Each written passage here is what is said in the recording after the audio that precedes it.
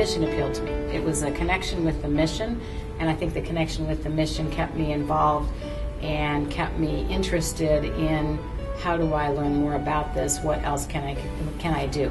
The house was gutted, the walls were completely black, the furniture was gone. What wasn't destroyed by the fire had been completely soaked. There was water all over the place.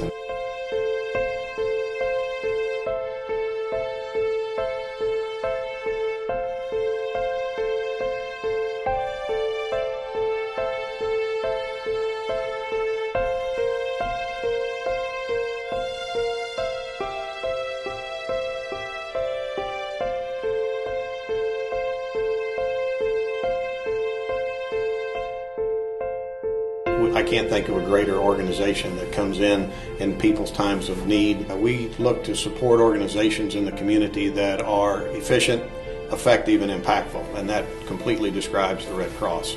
We think that it's part of our DNA, Huntington's DNA, to give back to the community. So we do that in every community where we are. This happens to be our hometown.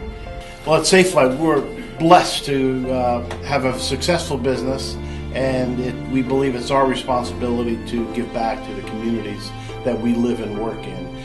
The one thing that really struck me was that there was shoes in the hallway that hadn't been hurt, but they were kids' shoes. They were little baby shoes. And I thought, wow, where are these folks going to go?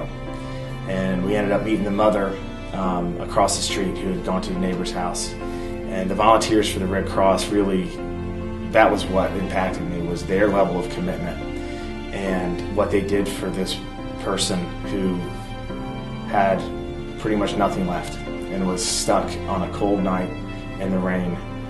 Where would she go otherwise, and where would she take her family? Volunteering really brought it alive, so I guess when I think about why I've done what I've done, it's because I believed in it, but I also kept getting more and more involved. And now being part of Tiffany's Circle too, that's a pretty big commitment financially. I think that if we're going to live in a community, we need to give back, and give back in ways that make a difference. And so it's easy for me to see how my money gets put to use when I give to the Red Cross. It was easy for me to see when I volunteered how that made a difference for the Red Cross. And a lot of people do way more volunteer work than I do with the Red Cross. I was just a very small portion of my time for 3 years. Once a month I volunteered on that, and I didn't get called all the time, but it was a commitment to make sure I was available should I get called. And I remember pretty much every call I ever went on because it's a pretty memorable experience. We created the Safelite Foundation as a result of Hurricane Katrina, realizing that there was much more we could do as an organization. We have received more than we've given, and that old saying is true, that what you get more than you give. And for us, it really has come true. So my message to you all would be to think about what your involvement is. First of all, thank you for what you already are doing as volunteers and donors and the staff of the Red Cross, because I do think it all fits together.